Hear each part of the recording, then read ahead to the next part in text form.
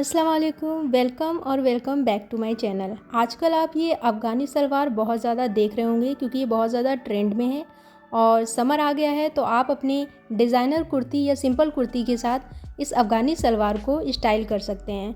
तो इस वीडियो में आज आपके साथ मैं शेयर करने जा रही हूँ कि किस तरह से अफ़गानी सलवार की आपको कटिंग और स्टिचिंग करनी है।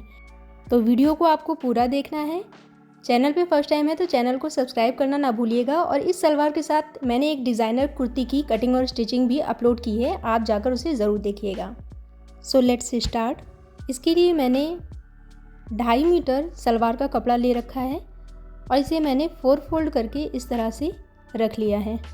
इसका खुला वाला पार्ट सामने है और फोल्ड वाला पार्ट मेरी तरफ है। मैं 38 इंच की रेडी सलवार तैयार कर रही हूँ।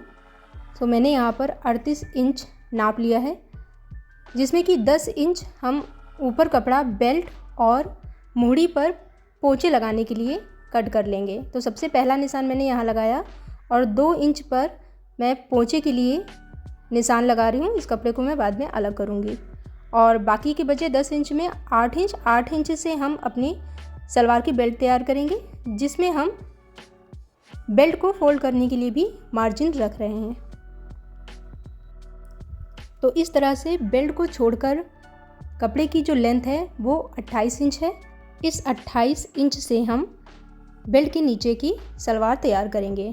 तो हम बेल्ट वाले कपड़े को अलग कर ले रहे हैं और इस तरह से 8 इंच पर हमें निशान लगा लेना है और स्केल की मदद से इस तरह से हम एक सीधी लाइन खींच लेंगे। यहाँ 2-2 इंच पर हम निशान लगा लेंगे पोंचे के लिए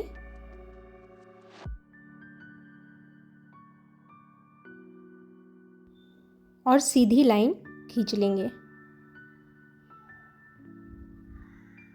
अब बेल्ट के पार्ट को हम कट करके अलग कर ले रहे हैं और मोड़ी के नीचे पट्टी लगाने की, जिसे हम पोंचे कहते हैं, इसको भी हम कट करके अलग कर ले रहे हैं।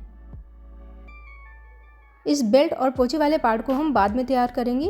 अब सबसे पहले बेल्ट के नीचे वाले हिस्से को हम तैयार करने वाले हैं। तो इसके लिए हम इस पर निशान लगाएंगे। तो देख रहे हैं कि बचा वाला पार्ट 28 इंच था और इस कपड़े की जो चौड़ाई है वो 21 इंच है और ये 4 फोल्ड कपड़ा है।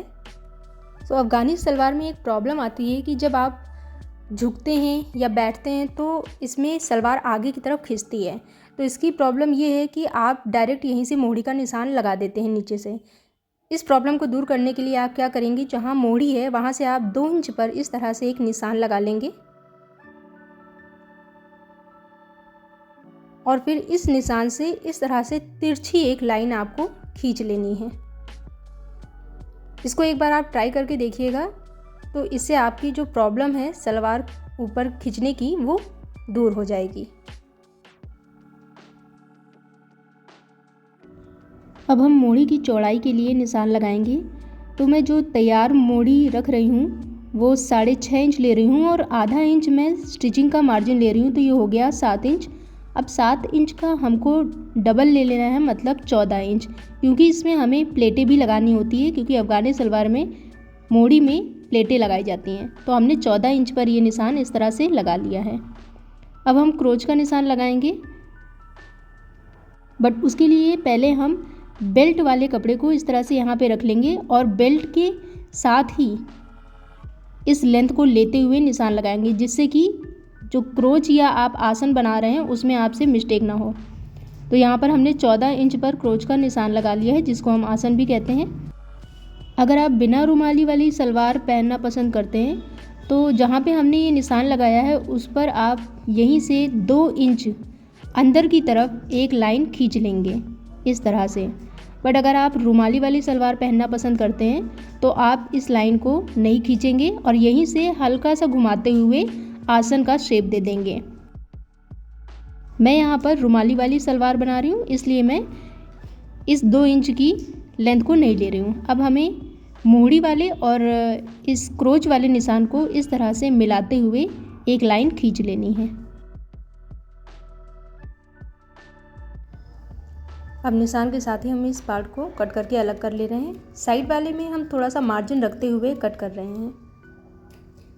साथ ही ऊपर से ये कपड़ा फोल्ड था तो इसको हम कट करके अलग कर ले रहे हैं।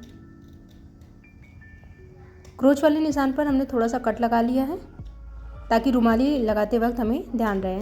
रुमाली के लिए हमने ये 4 फोल्ड किया हुआ एक कपड़ा ले लिया है छोटा सा, और इसको इस तरह से फोल्ड करते हुए आपको कट कर लेना है। तो अब हमारे पास रुमाली के लिए इस तरह से 4 पीस हैं जिसको हम रुमाली के लिए यूज़ कर लेंगे।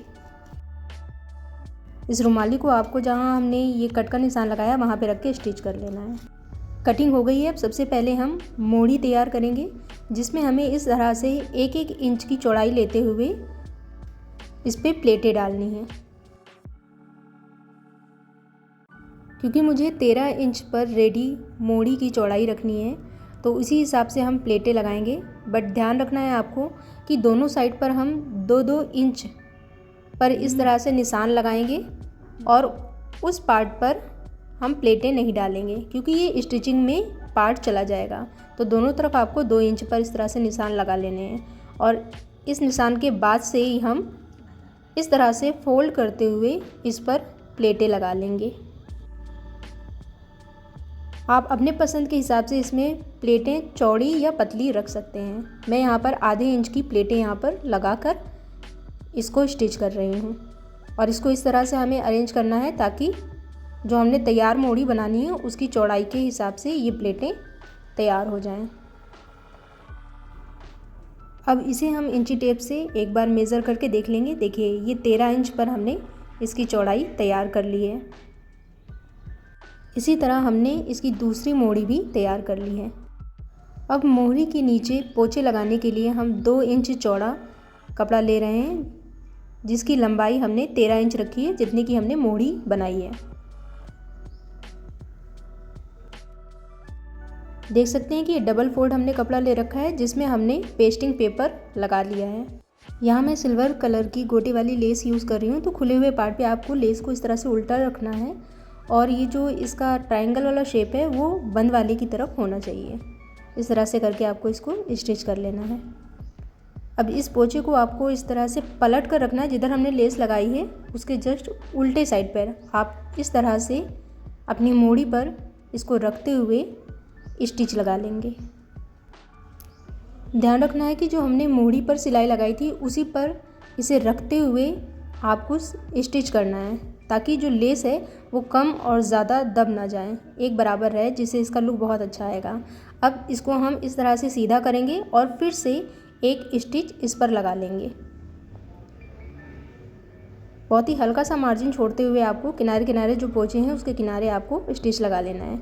तो ये हमारी मोड़ी तैयार हो गई है। इस लेस को लगाने से सलवार काफ़ी ज़्यादा अच्छी लगने लगी है। आप भी यूज़ कर सकते हैं। आजकल इस तरह की लेस बहुत ज़्यादा ट्रेंड में भी है। अब हम रुमाली वाले कपड़े को लेकर इस तरह से स्टिच करते हुए इसे अटैच कर लेंगे। अब दोनों हिस्से में हमने रुमालियाँ अटैच कर ली हैं और इस तरह से इनको रखते हुए हम स्टिच लगाते हुए दोनों ही पार्ट को अटैच कर लेंगे।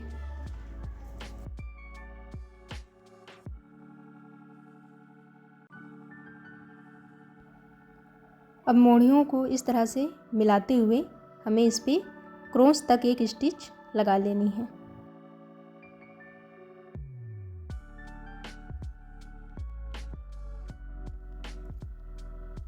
स्टिच करते हुए हम रुमाली को जोड़ते हुए दूसरी वाली मोड़ी को भी साइड से इस तरह से पूरा सिलते हुए स्टिच लगा लेंगे। तो इस तरह से हमने अफ़गानी सलवार तैयार कर लेनी है। आजकल ये बहुत ज़्यादा ट्रेंड में है और इसके साथ पेयर करने के लिए मैंने आपके साथ एक डिज़ाइनर कुर्ती की भी कटिंग और स्टिचिंग शेयर की थी। अगर आपने वो वीडियो नहीं देखा तो ज़रूर देखिएगा।